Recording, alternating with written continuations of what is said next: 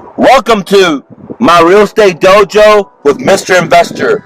Gang, I'm Mike, as you already know, and today's practice is about the number one mistake that I see my mentoring students do when they're negotiating with a motivated seller on the deal.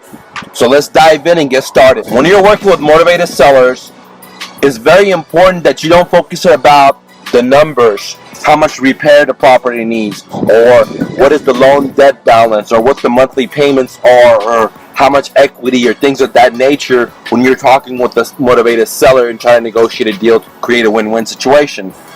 Because if you have a motivated seller, you're gonna get the deal. So it's not really about one strategy, because you can use a variety of different strategies. And if you follow me on my superhero closing offer, you know what I'm talking about. So simply put, the number one mistake that investors make when they're talking to a motivated seller is that they're too wrapped up into the numbers, what the loan balance is, how much repairs the house needs, things of that nature. And what they need to be doing, what you need to be doing as an investor, is talking to the motivated seller, building rapport with the seller, connecting with the seller, asking open-ended questions, probing, solving the seller's problem. And the way to do that is to really genuinely care about the seller and try to create a win-win situation. Okay, so instead of focus on the numbers or how much repairs a property needs or things of that nature, you need to be focused on a couple of things. Number one, you need to be focused on why is the seller motivated, and help them understand that and bring it up to their attention, because they already know. You just have to help them surface that. Number two, what's going to be the side effect if they don't take action, if they don't sell to you? And number three is all about building rapport with the seller.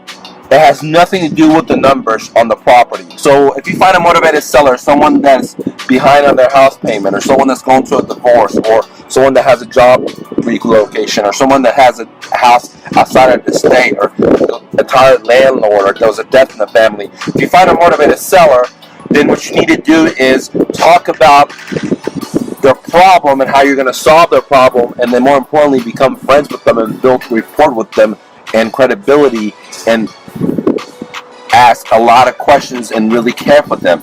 It has nothing to do with how much repairs the house needs. And that's one of the problems I see a lot of investors do, because to work with motivated sellers is totally different than buying property at the auction or bidding on HUDs, because that's a totally different animal.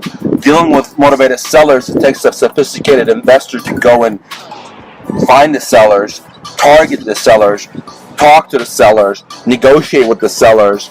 And so you really have to understand that when a motivated seller is not the same kind of seller as the bank seller or REO seller or a HUD seller. Okay, these individuals have emotions, and your job is to help them solve their problem.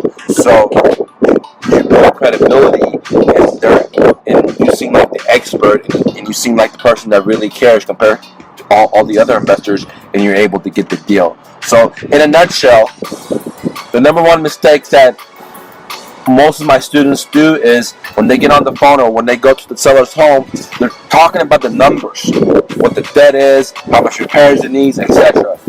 This is not a normal sell. When you're a motivated seller, you're going to be talking about the seller and their problems, how you're going to solve their problem, and how you have so much connection with them, like you're their new best friend in a sense, because you have so many things in common with them. Okay, this is Mike with my real estate dojo. Go out there, go hustle, go bustle. You can do it. This is America. I believe in you.